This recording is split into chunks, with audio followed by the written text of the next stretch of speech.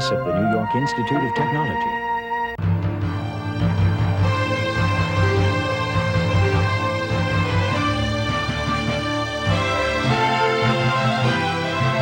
Covering the news of Nassau and Suffolk County's Long Island News Tonight with Ken Eckhart, Carol Peck, and the award-winning LI News team.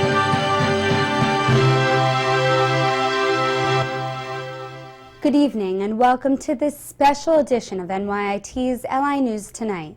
I'm Dana Arschin. It remains one of the darkest periods of human history.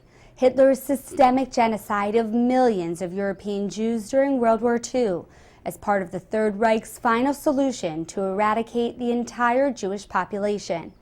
There will be a time when no one who lived through the Holocaust is left to talk about their personal experience and will be left to learn about what happened only through written and filmed historical accounts. But right now, it's not too late to hear the stories of the Holocaust from the mouths of actual survivors, those who lived through the horrors, which still haunt them to this day. Tonight we'll hear from some of those Holocaust survivors as they share the painful memories of their past and find out why they believe it's so important to keep their stories alive.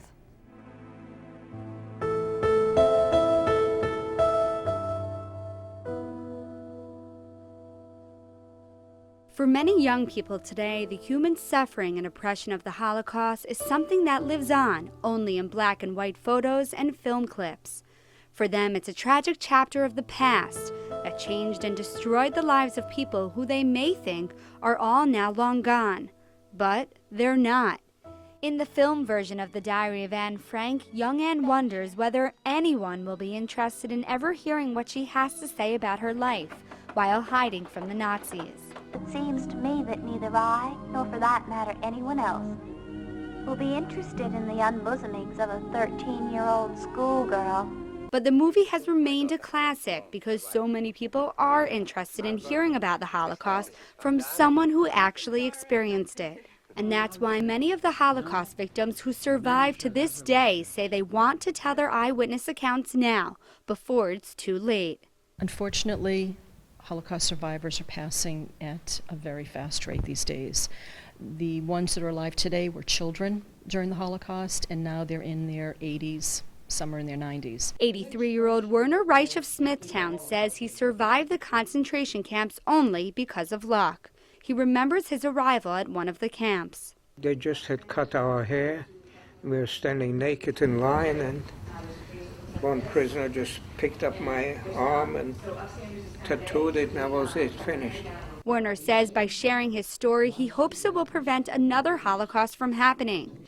And students say hearing the story from an actual survivor is powerful.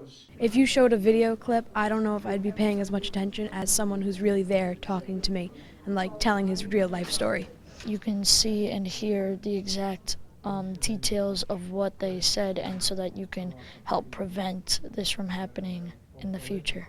As a historian, I can stand up in front of a group and talk about what happened. But it's very different when a Holocaust survivor stands in front of a group and said, when I was in the ghetto, when my parents gave me up to rescue me and put me on the Kindertransport, this is what I remember. This is what I remember smelling and tasting and feeling and thinking, and the fears. It personalizes history, unlike a book or a film or historian can do.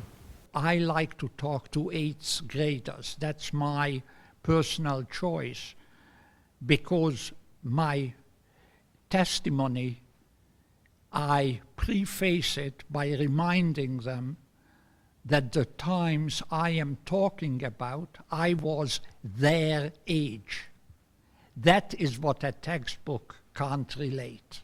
She passed herself off as Christian and rescued, but French Huguenots, even Roma, Gypsies. Lilac says the Holocaust Memorial and Tolerance Center here in Glen Cove teaches visitors about the Holocaust. And she says the center uses survivors as speakers to share their first-hand accounts of the suffering because they lived through it.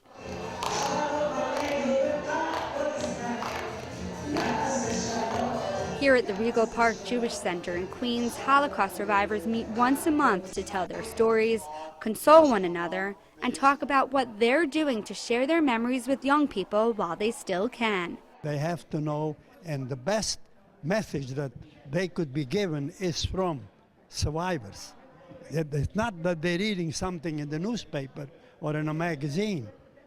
Survivors. Only the survivors could relay the message and what happened. The best thing is to be among the survivors for us, because we suffered and we understand each other and we feel for each other.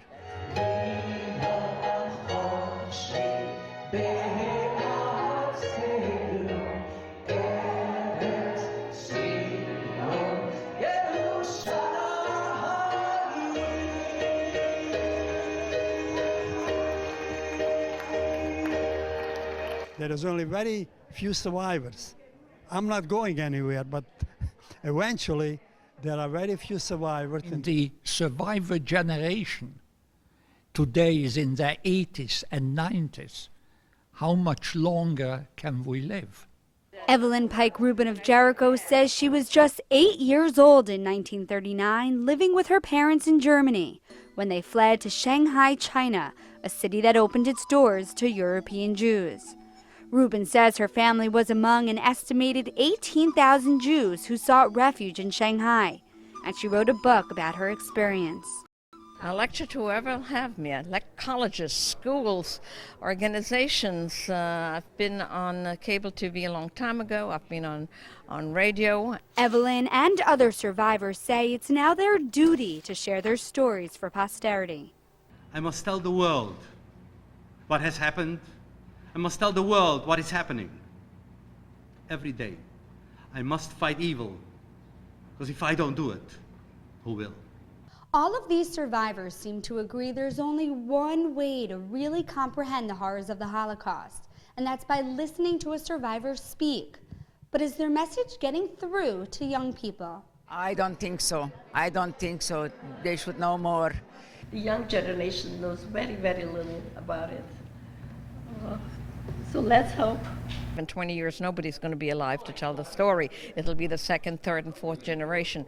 And so I'm hoping that they'll keep up the story after the rest of us are gone who were actually there. The Holocaust survivor testimony, these personal first-hand accounts, are so crucial because they are living participants in history. History comes alive when they speak. And many young people have been so touched and affected by these stories, they've taken it upon themselves to speak out about the Holocaust. So that my children and grandchildren and great-grandchildren and all future generations will always recognize what European Jews went through, and despite all the persecution, we survived and have lived on. High school senior Deborah Wattman spoke at a gathering called When Numbers Count, which focused on the tattoos stamped on survivors' arms while imprisoned in the Auschwitz concentration camp. I'm proud that I'm alive, that I survived the camp, and thank God I have a family here. Deborah's grandfather, Harold, showed us the numbers that defined his identity during the war. He said he's proud of his granddaughter for speaking out. As a third-generation descendant of a Holocaust survivors, I know that it is my responsibility to remember, to never forget. She's a Jewish and she feels she has an obligation to wake up the young people. To actually go and interview or be part of a program to hear their stories, you become a live witness. You can say that I heard that story from someone who was there, and there's no way that we can hide the fact that there was a Holocaust. I definitely think that it's my responsibility because, one, I'm a Jewish boy and I'm going to grow up to maybe even teach these stories to some of my descendants, and it's really important that we remember something like this. If we don't remember, then it could all happen again. No one wants it to happen again to any group of people. And that's why every year many gather here at the Jericho Jewish Center on Yom HaShoah, a day to remember the Holocaust. If we do not remember and if we do not take a strong position socially, politically, with future generations, with our children and our children's children, God knows what could happen again. Children of survivors spoke out about their experiences growing up in a household with one or two survivor parents who struggled to create a good life for their family, a life they weren't able to enjoy when they were young. Herb Friend's mother is an Auschwitz survivor, and he says only recently his mother and other survivors she knows have begun to speak of their experiences. Only during the last last 5 to 10 years as they're aging and they're starting to feel their mortality. When they get together with other survivors, they retell the stories and remind themselves. Some survivors, like myself, who for many years did not talk about it, today many of us realize that the world has to know what happened and are speaking about it. And there are still some who just can't tell their own story because psychologically they are still not able to. It's very hard to talk about my past, but I want to plead to the young people to carry on our suffering, to carry on and talk about it. And young writer Chloe Floria is doing just that. She's working on a book about Jewish life that she says will include the message that Holocaust survivors are still here and still have their stories to tell. I feel that it's important for the younger generations, especially second, third, fourth generations, as I mentioned, to get involved in the community, to have more seminars, not just for the actual survivors themselves, but for the younger generations to come and hear the survivors speak. I think that's the best way to spread the message. But survivor Peter Stone worries that once the last survivors are gone, the stories may be lost and history could live to repeat itself. I am more anxious, not nervous even, but anxious that the Holocaust deniers will be able to deny it more in 10, 15 years when there are no more survivors around. We have to be active, bring out the word to everybody what happened, because some people don't believe it, they are not, and this is not right. It's horrifying to know that people won't always remember it in the future, and I think that's why we always have to speak about it, to get our grandparents to speak about it to us, and then we carry out the message for future generations. But the time for hearing from the actual survivors themselves is running out. Unfortunately, it's a generation that is not going to be around much longer. When a survivor goes, it's like part of our family. Just in the past 3 months or so, we have lost 3 people associated with our center. And this sad news, since talking with Harold Watman about his Holocaust experience, we've heard from his family that he has also passed away, silencing forever his first-person account of this tragic chapter in history.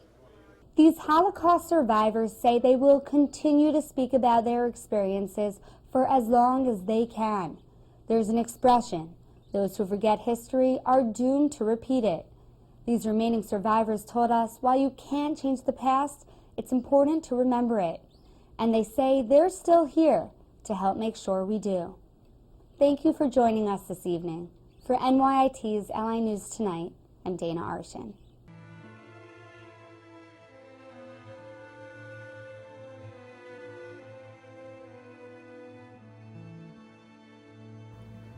The first time I rode a train was when the Nazis took me to Auschwitz. When the Germans occupied Poland, they put us, the Jews, in a ghetto. I was born in Breslau, Germany. Kristallnacht, my father was arrested and sent to Buchenwald. I jumped off the train. What greeted me were guards, flames in the distance against the black sky. And 24 hours later, I had a tattoo. The music was playing, and it was two, three guys, and they gave you the number. In fact, I told the guy in Jewish, how come you make me so much pain? He says in Jewish, and said me, bist du gekommen leben? You understand? You came here to live? Why was this happening to me? Simple answer. I was and am a Jew.